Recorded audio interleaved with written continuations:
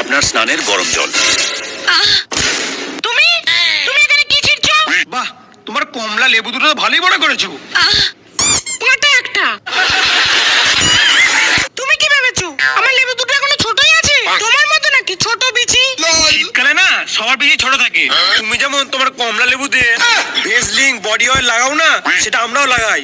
ভাগো, তুমি আমাকে চ্যালেঞ্জ করছো? আমার লেবু দুটোর সাইজ দেখেছো? এই নাও দেখো।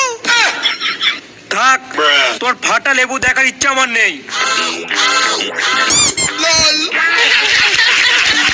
চাচা, ঠান্ডায় হাত আর গুপ্ত জায়গা ফেটে যাচ্ছে, এটা ক্রিম দেন না। এক মিনিট। আর পায়ের জন্য একটা মোজাও এনো।